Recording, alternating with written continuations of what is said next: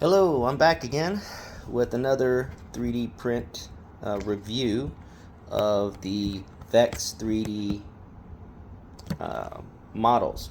So after the Adam Savage video tour with the Marvel Studios, they got to look at a really close look of the Wolverine costume and the cowl. And there were some changes, and you could see more details of what was on it. And so Vex and DO3, DOD3D had redesigned their Wolverine cowl. And in my opinion, there's some good aspects to both models. I didn't get the DO3 or the DOD3D model because when Vex updated his, if you bought the version 2 and version 1, he gave you the version 3 for free, which I'm all about free stuff, so I went ahead and updated my download and started this print just a few days ago. I did some things very different from this one to this one, and I'll talk about that. So the first thing is we're going to review the first one, the version 2. Now version 1, I had a review on it prior on the channel, but I gave that to my niece for her graduation, and we're gonna try to make her into like a X23 for the next Comic-Palooza. Unfortunately, I did not get to go to the SpaceCon due to scheduling and funds, but there's always next year. So I'll take this off camera real quick. These eyes, they tend to fall out because I didn't use strong enough magnets for my version. Dropping that thing all over the place. So this is what the cowl looks like without the parts. It separates into, it originally was 3 parts. This had a loop, but I cut that out. But you have magnets that come in here, and it assembles this way. I put some padding in it so my head is nice and comfortable inside the helmet. And then when you want to put it together, don't mind the eyes, you can easily stick them in. You just line it up with the nose and it locks in really well. And there you have it. So things that are different is if you look on the side here, there's no texture, and these wings are pretty long and they tip up, more like the comic, which I think is also kind of cool. So one of the features I like about this. Also like how my ears don't show. It covers the whole thing up, but I don't have very big loopy ears, so if you do, it may be uncomfortable for you. So you know, I'm going to take that into consideration. However, the other version is much simpler. So he removed the eye, the swappable eyes out in this version. So you can look right here. The eyes do not come out, they are glued in. But he does give it to you where you have to assemble the eyes, which I like better because you don't have to worry about not getting into the areas for sanding. So you get a nice clean look with it. I also went a different way with my weathering. I added little scratch marks using a card edge to make them real nice and thin. So give you an idea of how it assembles. Just like in the Adam Savage show, he has a connective point right here, and then the brow area with its connectors using magnets. So the side has this nice little texture on it. The 3D printer did a really good job. It's an FDM printer. Usually you have to have a lot of sanding. I didn't have too much issues sanding this thing. It was pretty easy. Went through the different grit size. I didn't even bother to sand the texture. Came out well. The dome part has an interesting feature. There's magnets on the inside, right? And magnets for the dome. I put some padding right here.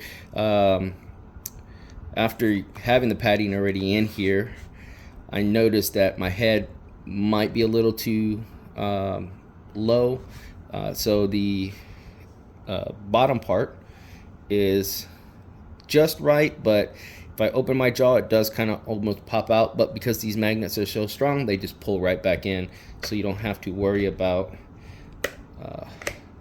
it popping off. See, and I used PLA Flex this time so that I can have a more comfortable fit. This takes a long time to sand. It's because it's flopping everywhere. It doesn't sand like PLA. It sounds like rubber. So you got to go through the grits. Right now it feels like a cloth. It's not as soft as I wanted or as smooth. It's still not done, but there's a couple of ways I was thinking about going about this. I could use the suggestions of a few people online, like vek3d. He uses primer filler. He says it works really well with this stuff and it doesn't crack or bend. It bends with it. Doesn't crease. The other thing I was thinking about using was an epoxy. So they got this stuff at Home Depot, not Home Depot, Hobby Lobby, that is a velvet self-leveling 2-part resin, and you basically would paint it on the areas you want, and it would eventually level itself out, and then you can sand it back down, and it sands really easy. And I could fill in all these little imperfections if I want to, but I think I'm going to keep them and use those as scar marks for the battle damage. But you don't see a lot of it when you put the cowl on, and I'm going to show you right now. Putting the cowl on is really easy. You basically just need to line up the dome, and boom, snaps right in. And look at that. In a little bit I will do a test fit so y'all can see, but as you can see here, there are ear slots. Now when I put this on, my ear does show on the bottom, but if you have a good costume, you're going to probably be using a yellow cloth, neck and head sock. I don't know how to explain what those things are. That would probably cover the ears and everything, but other than that, it looks pretty good. And then this easily pop off, and then you have the famous the movie ending with the cowl, like that. So all right, I'm gonna pause the video and do the test fitting next.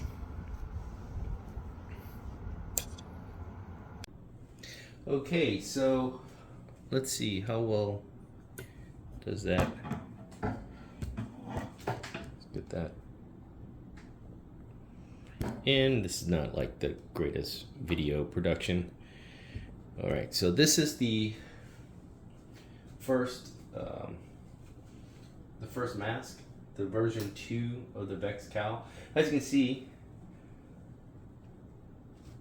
doesn't move very much here, and it's a little tight, but if you look right here, my ears aren't showing, and fits really well. Doesn't feel like it's gonna come off. The back of my head, nice and hidden. I have pretty good articulation in my neck. I can look down, I can look everywhere. I can see pretty well. It's not like wearing the Red Hood helmet where you got blind spots all over the place, or the Mandalorian helmet where you also have blind spots. So it's pretty nice. Assembly, just like I said, the eyes pop out. And then I got my Magneto look. These, how I like to put them in is I go inward so it doesn't like clip my ear like this, and then they slide in really comfortably. To take it off, you just basically do that, and you're back with the second helm. So, and then like I said, you just take those off real quick. Line it up with the nose, and it snaps right in, and you can just stick the impressionable eyes that you want. He has a squinty set as well. I don't really use a squinty set, so I can see why on the newer version he doesn't have squinty eyes. He gives you just one. So you can actually put it on normally if your head is like mine, just without taking the cowl off. But if you want, you can take the cowl off. So I'm just going to do it that way. It sets in pretty easily. Put it in like this. So you see ears are exposed, pretty comfortable. Then you can get this piece here. Snaps right in. Same thing with this. And has a nice little clean connection to it. See? And can move around. Look, that's Hope. She likes to mess with mirrors and tripods. So on this part, you can line it up with the dome and everything fits in pretty well.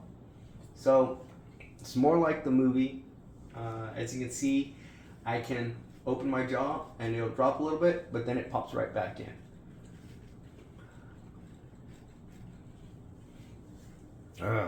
So yeah, this is the difference. You can see right here, back of my head is exposed with my ears popped out. But I think, again, if you use those little cloth things that go in and it's like yellow, should work pretty well, and then you can put it in a costume.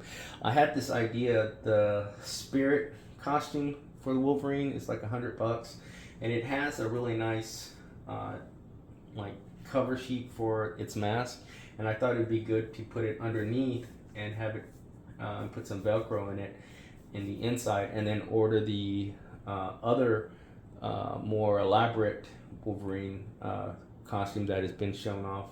You can get it through AliExpress and Etsy right now, and they run almost $200. So you can kind of hodgepodge both of them together to get a really good, accurate suit. And I was thinking taking the vinyl apart from its vest and using foam, EVA foam, to give it that thickness back, so it looks more like that hard, rigid vest instead of a leathery thing. So those are just my plans.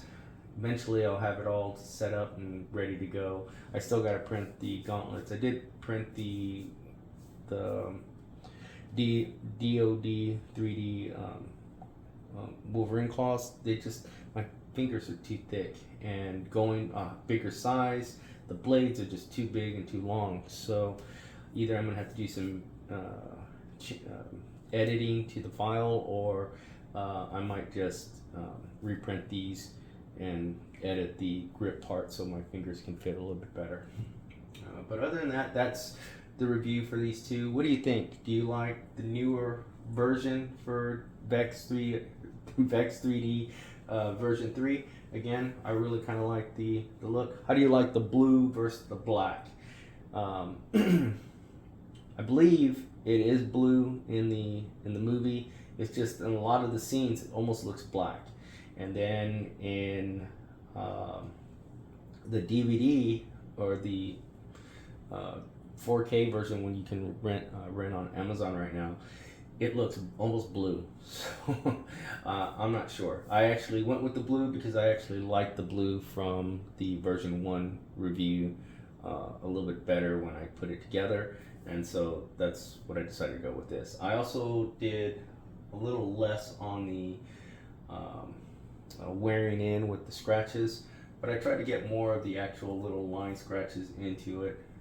I don't know if you can see all the detail in the look, so let me know, and if you like this video, help me out. I want to grow the channel a little bit, eventually get access to live stuff so I can post stuff that I'm doing on the fly, from 3D modeling to some of the art that I like to make, and then introduce you to a story that I've been working on for a pretty long time. I actually have 3 of them. One's a kind of a sci-fi love story that deals with time travel and like a time cops that do more. Um, they do a lot of weird stuff because time keeps getting messed up through the villains in the story, and the agency ends up at one point needing money, so they go and steal a bunch of treasure that has never been found. So they're the reasons why it's never been found in the Mayan history and in alien worlds and stuff like that. And so it's fun. It's something dear to me. And then the other one is about a perverted werewolf. Yeah, it's enough said on that last one, because that character himself is just, he's out there. Yeah, sub characters for it has Van Helsing, but it's a lady who carries a sword that has Dracula's soul in it, and the plot of the whole thing is Dracula's shadow is trying to get his body back and the soul. So the three parts come together, and he will be back in full power. But the soul of Dracula being in the sword and being passed down from all these different Van Helsings over the generations has changed due to the influence, and being that the first person to use the soul of Dracula being a woman, it's also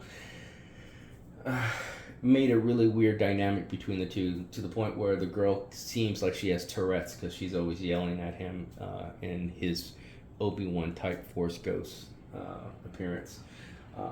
So it's a lot of fun. Anyway, all right, well, that's the end of the video, and thanks for watching. And if you drop a comment down. I like to hear your thoughts. I do read all the comments, so when there is one, my channel's pretty small, so I don't get too much. But if you do, I'd love to hear from y'all. Tell me what you think about the different versions. I really kind of like this one. This one's growing on me, so let me know what you think. And thanks for following, and have a great day.